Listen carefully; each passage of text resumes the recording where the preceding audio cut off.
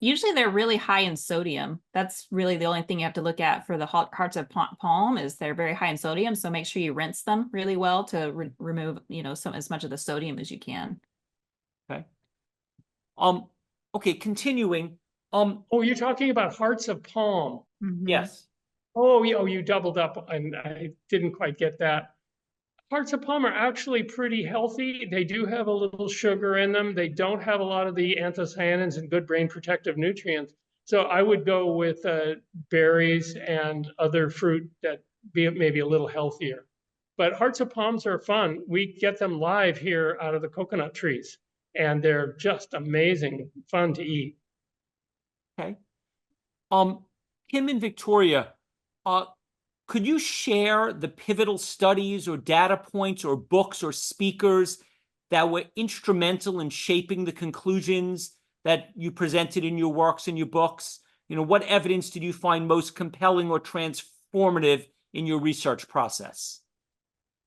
Oh my gosh, so many. I mean, I guess I just have to go with my favorites because there's just so many studies that point to the same information. For me, when I was first starting out, I started with Dr. Furman's works, his books, Eat to Live, Super Immunity, that really piqued my interest of all the nutrient dense foods and all the nutrition in it. And then all of Dr. Greger's works, How Not to Die, How Not to Diet, now his new book, How Not to Age. And his website is just a plethora of wonderful, well broken down studies and videos on nutritionfacts.org. The China study by Dr. T. Colin Campbell, love that one. Just so much about cancer, which, when I was growing up, the C word was a scary word. And so reading his book just made me feel like, I had so much power over not getting cancer or, lowering my chances. Reading all the studies with that. I think those are probably just off the top of my head, some of my favorites that I can think of. What about you, Victoria? Well, I'll talk about some of the teachers in our whole food plant-based space who've just been so influential in my life. I think what convinced me the most was simply doing it. It was an experiment of one. And since this, I'll just share this since we were talking about coconut oil tonight. About 12 years ago, so I'd been plant-based for a very long time. So many people were pushing the coconut oil with so much energy. And a lot of people around me are completely oil-free. I'm not 100% oil-free. I'd use a little bit of olive oil. And I thought, you know what? Just to shut these coconut oil people up, I'm going to use coconut oil for 6 months, just in the amounts that I've been using olive oil. Well, lo and behold, my perfect plant-based cholesterol for all these years went up to the level of an American, which was absolutely horrifying. And I just switched and went back to what I was doing before, and it went back down. So sometimes those personal experiments are pretty telling. But some of the people that I just admire enormously, the people who kept me going, Freya Dinshaw of the American Vegan Society, still very much alive, and her late husband, Jay, believed in me when nobody else did. And I think that's important for all of us. If it's like, oh, why, this person I love, why can't they go plant-based? Well, let's believe in them. Let's just treat them as a pre-vegan. And then Dr. Michael Clapper was the first physician that I knew to come into our movement. We had lots of wonderful chiropractors, naturopaths, but he walked into Vegetarian Summerfest, this really tall guy, and somebody said he's a medical doctor. And it's like, whoa, it's all going to change now. Dr. Furman, as you said, Dr. McDougall came very early on and was really giving us that clinical expertise because he came to what he saw from what he observed in his patients.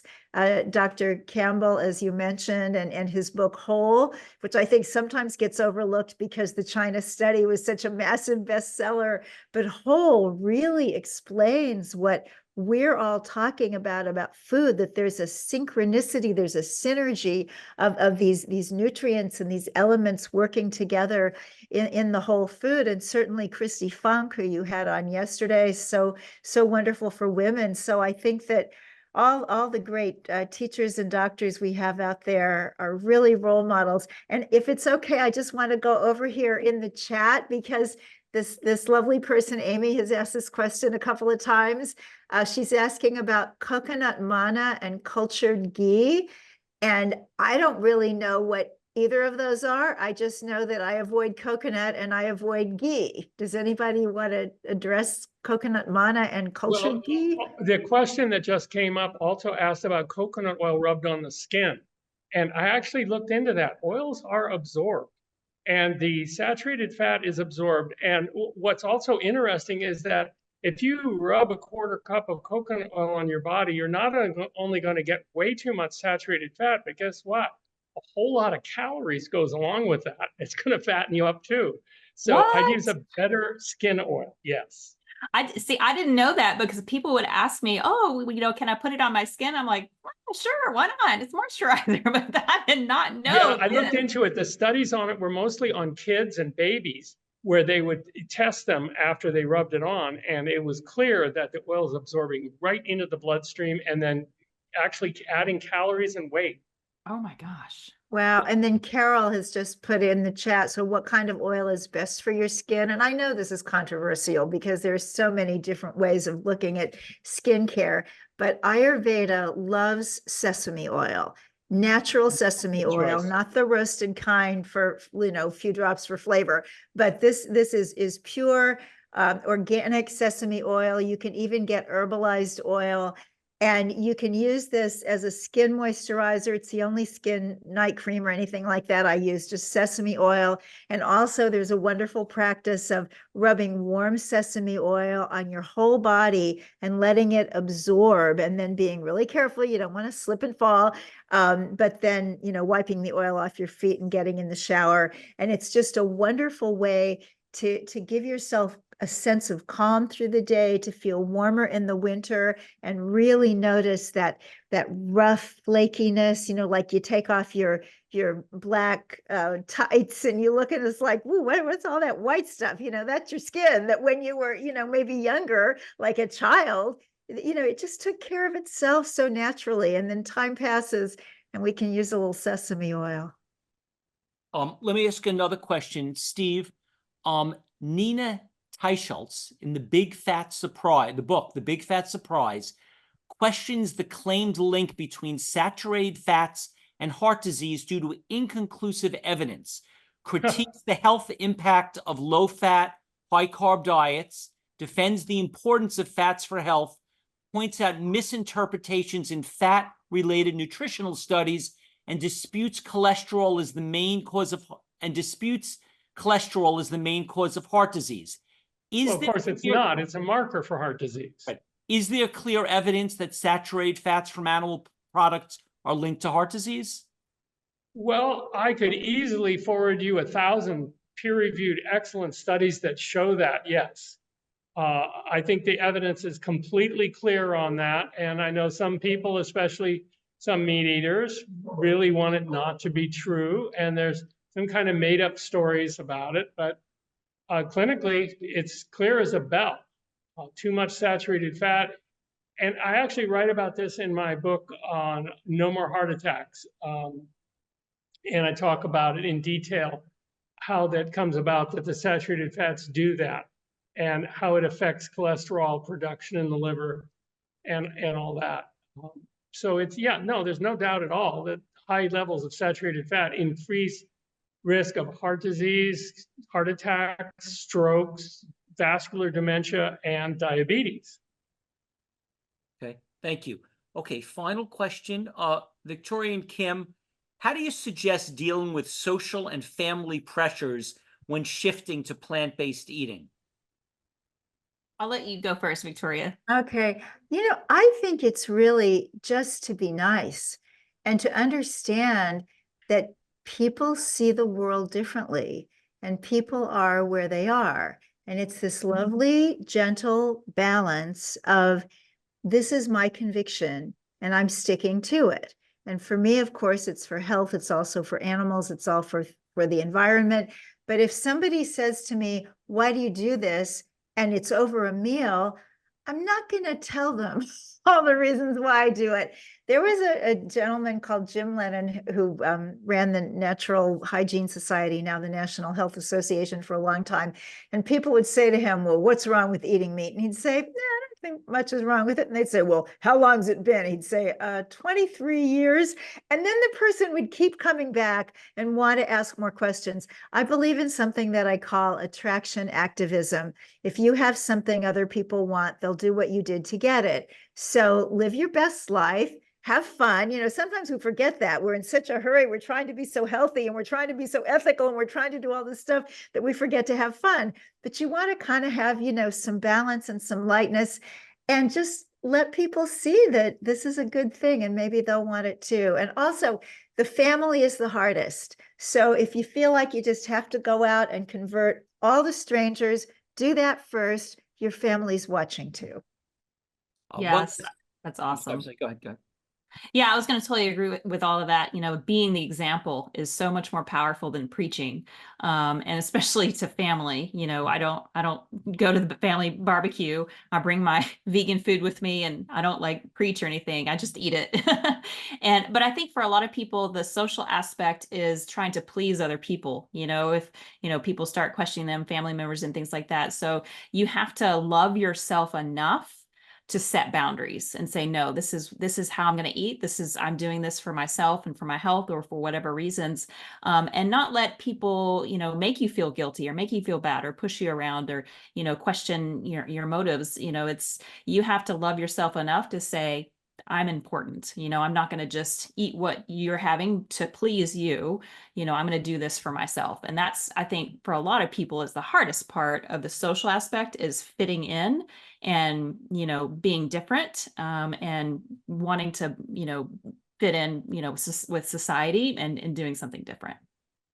Yeah, and when we counsel people on dietary change, we like to have the whole family in the clinic. We've had ridiculous number of people in little clinic rooms, all talking about the food because the family can move as a group. And if they know they're supporting grandma to get her memory back, they may be more willing to change. Thank you. Okay, one more question. Katie, where are you from and would you like to ask a question? Okay. Yes, hi. From Virginia. My question is, We lost you, Katie. Try again.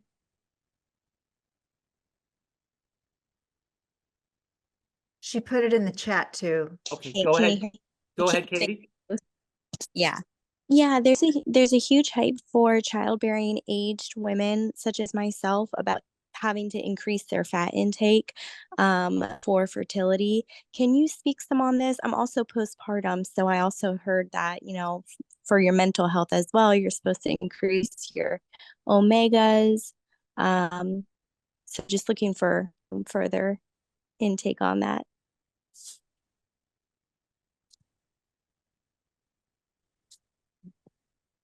I'm not sure I quite understood the question. You're thinking of increasing your fat intake? Is that the idea? She's saying there's a big push for women of childbearing years needing to increase their dietary fat. Can you speak to this? Was her first question. Well, it's true that women do need more calories. And remember, there are two essential fatty acids that humans need. Linoleic acid, the omega-6, and in about 6 to 8 grams a day, and alpha-linolenic acid, the essential omega-3, and need that 2 or 3 grams a day. Those are the only fats that humans need. If you're thinking about gaining weight, there are many ways to do it. But eating a lot of fat may not be the best way to do that. I think that some of the Weston Price thinking and some of the paleo thinking has contributed to this. The idea that that fertility depends on fat, that brain health, which you can address so well, doctor, depends on fat. And I don't know what that's based on, but maybe you could explain it a little bit. Well, the brain is the fattiest part of the body, isn't it? Our brain does need those essential fatty acids. And our brain also needs us to be healthy enough to make our own EPA and DHA for the brain, or to take it in from, say, an algae-based supplement. So one way or the other, our brain is going to need those long-chain omega-3 fatty acids. I prefer to make it myself rather than take it because it's generally rancid if you get it in a pill. I eat flax powder with my soaked oats, and that's a great way to get enough alpha-linolenic acid, the plant-based omega-3, to help your brain out. As far as eating a lot of other fats, well, I eat whole intact avocados and olives and nuts, but I try not to eat any of the extracted oils because they're so lacking in so many things that were taken out of the original seed or fruit. Okay. So thank you all very much. Steve, how do we stay in touch with you if we want to speak to you or get your books or get your information? What's the best way? My website is drsteveblake.com. Just simple, www.drsteveblake.com. I have many, many books on that website, and you can email me at steve@drsteveblake.com. And that's the best way to get in touch with me. I'm on the west coast of Mexico now, and we'll be back in Maui in a week or so. Fantastic. And Kim, what's the best way to follow up with you and your work? Yeah, so my website is simply plantbasedkitchen.com.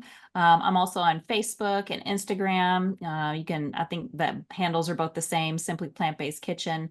So you can follow me there. If you have any further questions or want to get in touch with me, you can email us at hello@simplyplantbasedkitchen.com. And Victoria, how would we follow up with you and stay in touch with you? Hi, everybody. I am Victoria Moran, author on Facebook and Instagram. And you can find me also at Main Street Vegan. The websites are mainstreetvegan.com if you're interested in finding out more about Main Street Vegan Academy. And everything else, my writing stuff is victoriamoran.com. And it's wonderful to know you. I hope to get acquainted with everybody.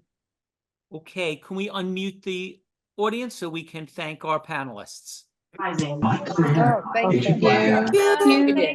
very much. voices. Thank you. Thank you. Thanks Thank you again. for all you do. Bye. Thank you so much. Thank you all very much for being part of our conference. We appreciate all your hard work gathering this information and freely sharing with us. So thank you very much.